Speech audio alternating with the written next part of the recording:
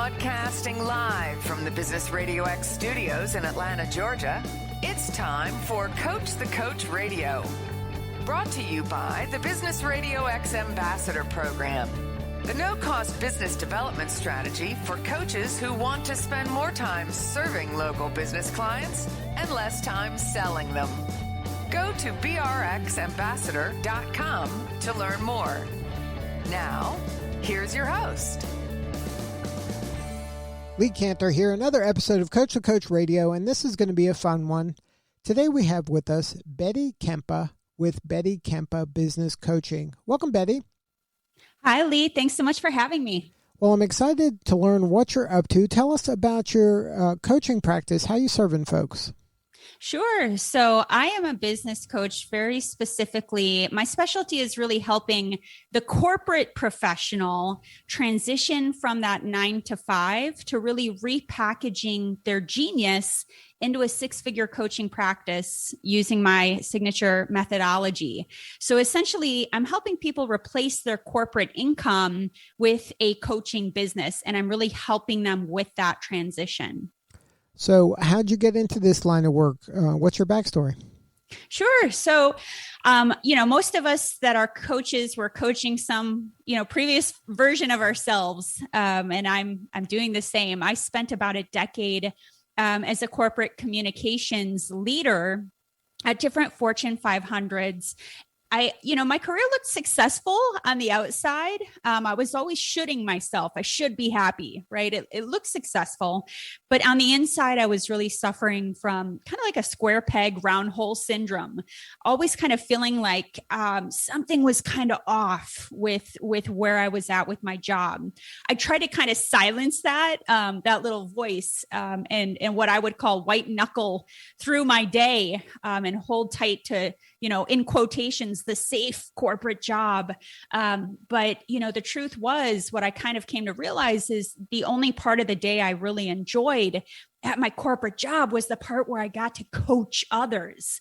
And I was really craving that freedom of time, freedom of energy and focus, which is really granted to you once you get to run your own business. And kind of even above and beyond that, to be totally honest, I was exhausted from the stress and the toxicity of the corporate job, the crazy hours, the lack of work-life balance. So that's kind of what I was dealing with. I tried to kind of tuck that away. I'm a very logical person, so I tried to kind of silence that until one day I got laid off. And, when you get laid off, it's kind of an awakening, right? You kind of, it's a fork in the road, and you get to kind of decide where you want to take your life next. And for me, I took that as a sign from the universe to go for it, to start my own coaching business. So I went and got certified at IPEC, the Institute of Professional Excellence in Coaching. I started out career coaching, because I wanted to help unfulfilled corporate women just like me figure out what kind of career would make them happy. So that first year, I devoted a lot of my time studying business and marketing and sales. And what I would say that happened that was kind of cool. The magic really happened for me once I actually leaned into my expertise from my former corporate communications role. So in that job, I was creating content that would be compelling and engaging to the consumer and inspire them to take action. So that expertise, ironically, from my corporate job, allowed me to pivot my client attraction strategy to create completely virtual content marketing. And once I leveraged my expertise in that way, I was able to stand up a 6-figure coaching business my first year. Over time, what I started to see was that more of my clients would come to me and they didn't want another corporate job, right? They were coming to me saying, I'm unhappy. I don't want to be in this job anymore. But they were saying, hey, how do I do what you did? How do I ditch the job and become a coach and replicate that system that you use to replace my corporate income? And that was really cool to me, because business and marketing are my genius zone. So that's how I really made the transition into business and marketing, helping corporate professionals make that same transition I did and build their own 6-figure coaching business. And today I'm helping all kinds of corporate professionals. I work with a lot of people from HR. They make great coaches, but all kinds of corporate professionals and they're becoming, career coaches, leadership coaches, health coaches. I work with spiritual coaches, all different types of coaches. And it's been a blast. Now, let's go back to when you were before college. And did you even consider being an entrepreneur at that point? Or was it something that you're like, you were focused on, okay, I'm going to, follow the traditional path of getting a corporate gig and work my way up the corporate ladder? Like, what was it that kind of told you that that was the right path? And then obviously once you started doing it, there was a fork in the road and you decided to kind of now go down that entrepreneurial road. But how did that kind of mind shift occur? And since the beginning of that didn't occur right when you started. Yeah, that's such a good question. So, when I first started, going way back to college, no, I didn't have any idea that, it never crossed my mind, entrepreneurship. It never really crossed my mind. In fact, what I was trying to do back in the day when I first started my corporate career coming out of college, trying to kind of emulate my father's corporate career. He was a successful HR executive. I always thought, it would be so cool to work, making, work in this big, tall building, doing a 9-to-5 like my dad did. So it had never even crossed my mind. And then as I got further into my corporate, and I started to realize I'm unhappy. Something's off. Like I can't keep playing this game of the shoulds. I should be happy. I should follow this path. I actually found a book called The Pathfinder. It's by an author, Nicholas Lohr. And this book was meant to help you figure out your passion. So I took this, I read the book, I took all these assessments on my personality type, my strengths. And after kind of really doing a lot of soul searching on what my strengths are and my passion, all signs kept pointing to coaching, which at that point, I never had even heard of coaching. So it was really through a lot of deep introspection, figuring out my strengths and my passion that pointed me to, hey, you should consider this new career path. So once you decided to go kind of this entrepreneur route, how was that transition when you're working for a big company like you were? There's a lot of ecosystem built for you there that it's easy to become kind of a cog in the machine, and there's a lot of resources available. But when you're an entrepreneur, especially in the earliest stages, it's kind of an island, it's an eat what you kill. There's you are all the resources a lot of times. Yeah. How did you handle that kind of transition of being kind of surrounded by resources to kind of now you got to make everything happen on your own? Yes. Yeah, absolutely. So a couple things I would say, again, for me with the corporate job, I always felt very stifled. I always felt very micromanaged. I didn't like being put in that box. So, for me, kind of the freedom of, you get to invent this however you want it to look was exciting. So I think that was the first piece of it, the perspective. Instead of kind of viewing it as daunting, it felt exciting.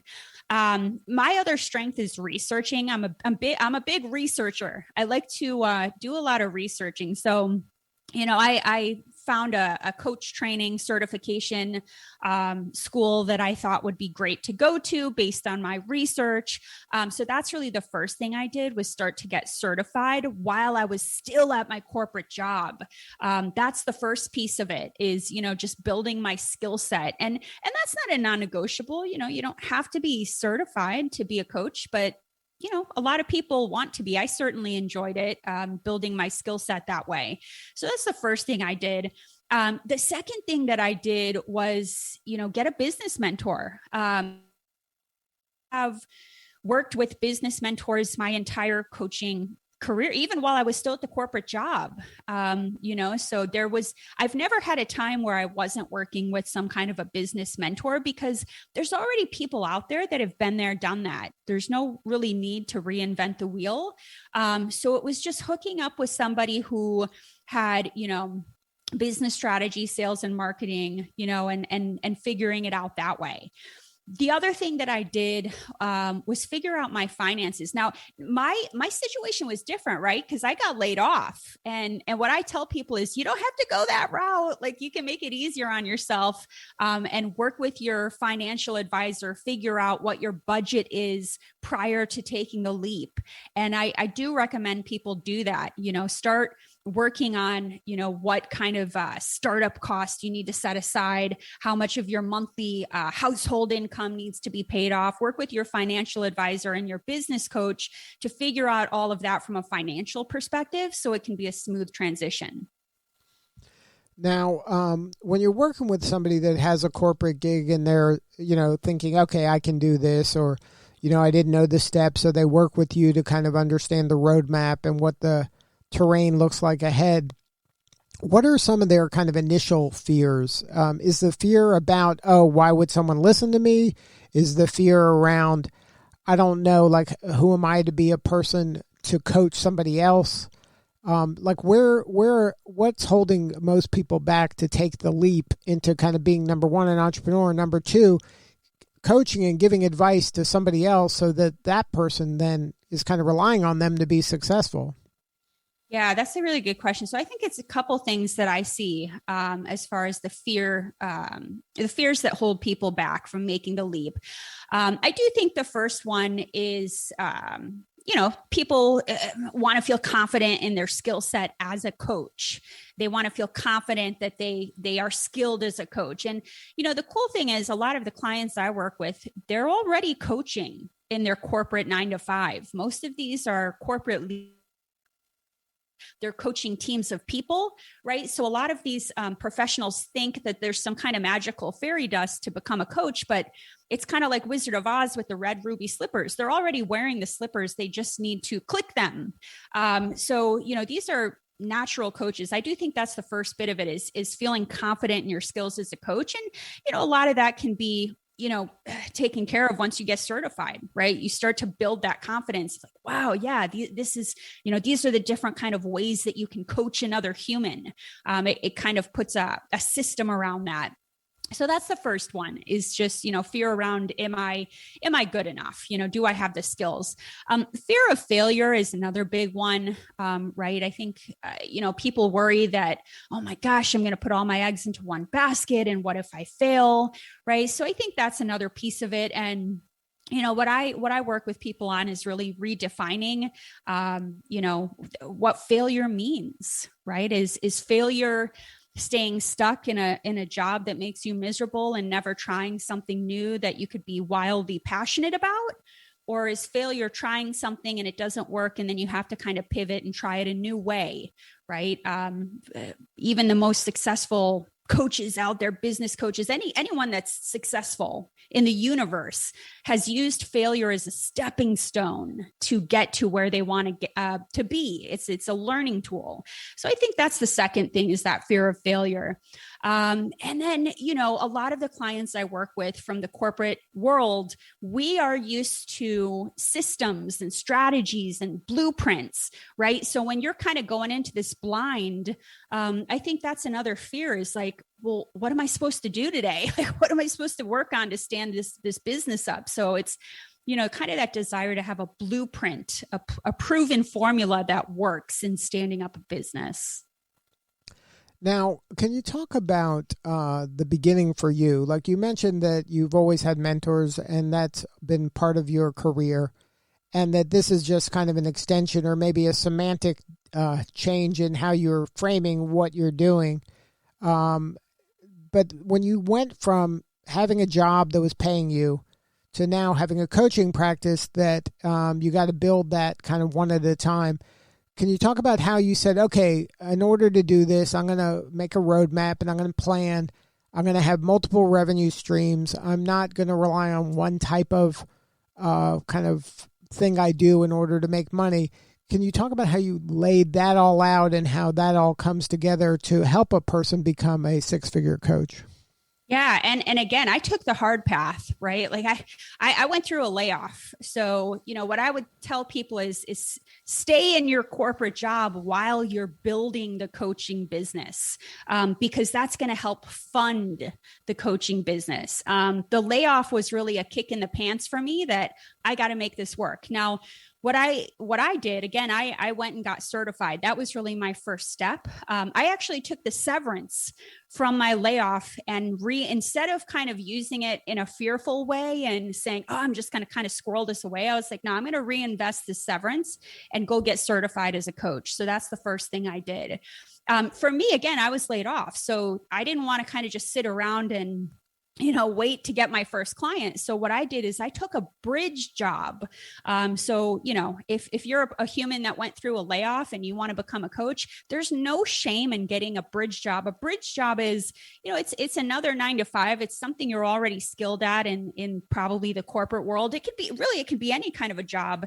The only point of a bridge job is to fund your coaching business startup cost. So that's what I did. I grabbed a bridge job. It was not my dream. It was another corporate gig, but I took a step down. It wasn't as intense, wasn't as many hours, but it helped me fund my, building my website, my branding, my photography, my, getting my systems and my ops together. Right. So that was the other thing is taking that bridge job so I could fund myself. So that was to create cash flow. That's right. And then you were using that cash, I guess, for your needs and to fund this future you that you were building. Yes, absolutely. Absolutely. And now during that time, right, I'm taking all these business courses and I'm reading books on business and I'm leaning onto a lot of my corporate communications background, which is really useful in marketing. So the first thing I did before I even engaged with a web designer, because I know a lot of people are itching when they decide they want to become a coach, it's like, oh, let me build a website. But before I even went there, I got very, very clear on what I wanted my coaching niche to be. So what the urgent problem that I wanted to solve would be, what my ideal client avatar looked like, what kinds of pains and problems they were dealing with, what kind of results and outcomes they wanted. So part of that was researching, but part of that was speaking to humans, the humans that I actually wanted to work with and saying, hey, what kind of help do you need with this? So I could message my copy in a way that would resonate with them.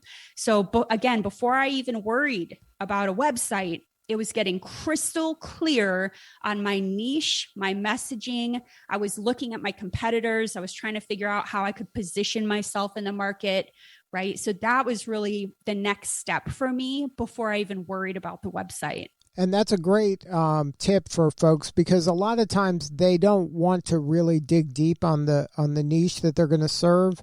And sometimes you really have to narrow and focus because it makes it easier to kind of be a big fish in a small pond than to be a little fish in a huge pond that's cluttered with lots of people that do kind of quote unquote business coaching. It's much more effective, especially when launching, is to be, I'm a business coach for redheaded firemen. Is a lot better than I'm a business coach. Yeah. Amen. Amen. So true. Yeah. And to that point too, even to give an example on that, with my form of, there's a couple ways that I've narrowed down my niche. I'm working with corporate professionals who want to replace their 6-figure corporate income with a coaching business. So that's a piece of it.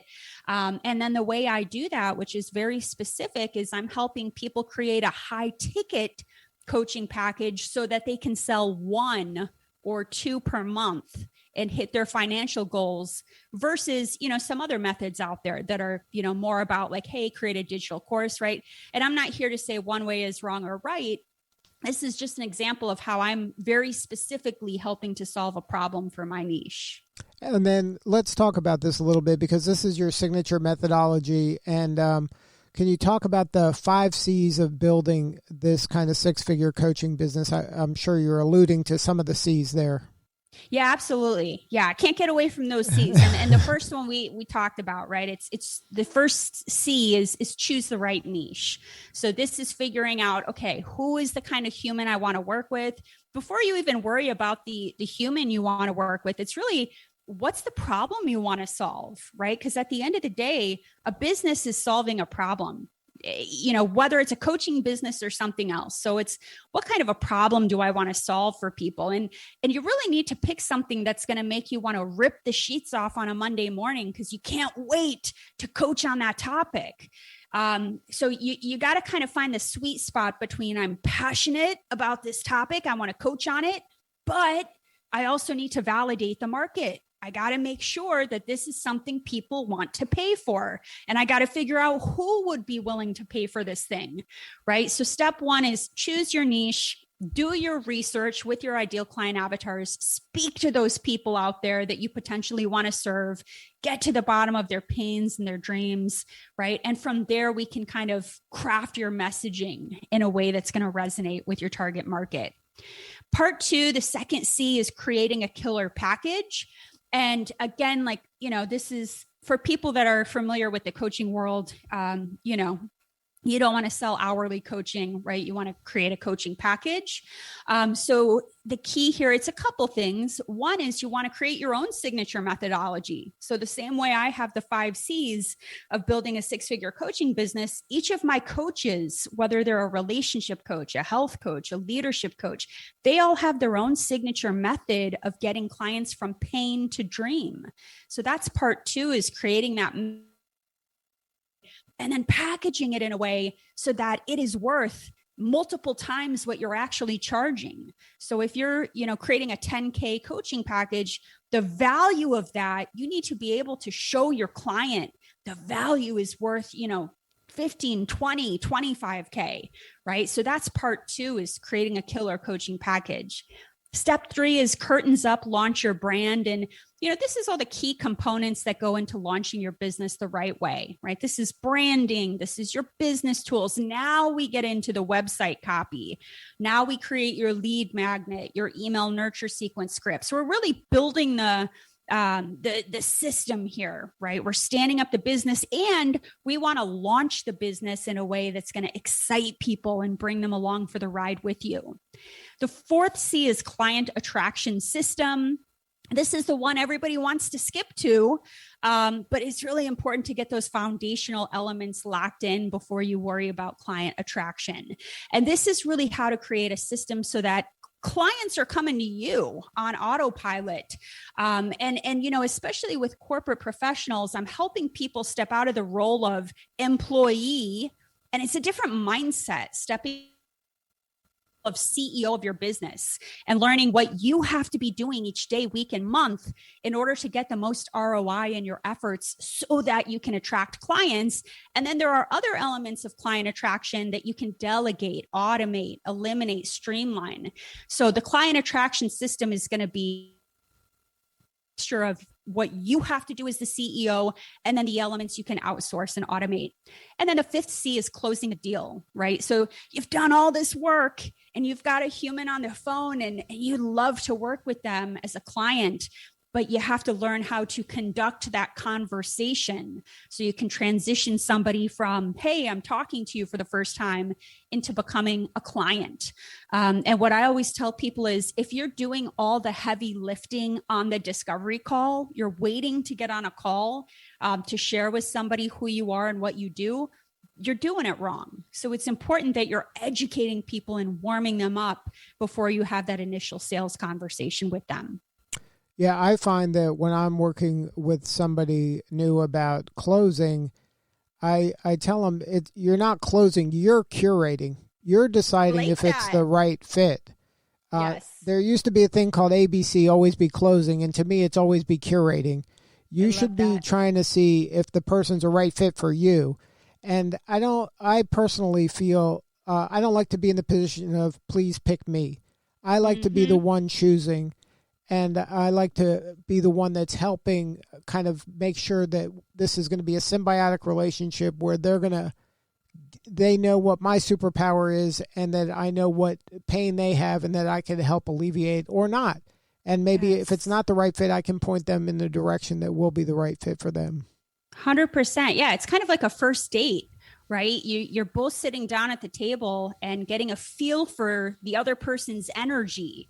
And yeah, with the Corporate to Six Figure Coach Academy, there are definitely some people which, to your point, I'll say, hey, like it feels like you wouldn't be the right fit for this program, and then happily refer them out to someone else. So it is really, really important. That's the cool thing too, right? About owning your own business is you get to choose. When you're in a corporate 9-to-5, you can't choose your boss or your coworkers. When you're running your own business, you get to choose who you want to work with, and that's really cool. Right, and that's an important mindset shift, that you don't have to take just anybody. You can be as selective as you'd like to be. 100%. So now, are you talking to these people while they have their job usually, or is it that they've taken the leap or they were laid off and they're kind of panicked and they're like, hey, I better call Betty because I don't know what I'm going to do next? I get a mix for sure. I do get right, because I was one of the panicked layoff people, right? So I definitely get a mix. I would say the majority of people I work with are still in their corporate job. A lot of them have started going after their coach certification. Some of them have already gotten the coach certification, but it's kind of collecting dust while they're still at the corporate job because they don't understand how to make the transition. So to answer your question, the majority of people are still in their corporate job, but I do definitely every so often get people that say, hey, I made the leap, but I'm not getting any traction. Help me. Now, if somebody wanted to learn more about your practice and maybe kind of get some of the thought leadership you have on your website, what is the website for someone to find you? Yeah, it's my name. So it's Betty, Betty Kempa, K-E-M as in Mary, P as in Paul A, bettykempa.com. Good stuff. Well, congratulations on all the success, Betty. You're doing important work and we appreciate you. Thanks so much, Lee. All right, this is Lee Cantor. We will see you all next time on Coach the Coach Radio.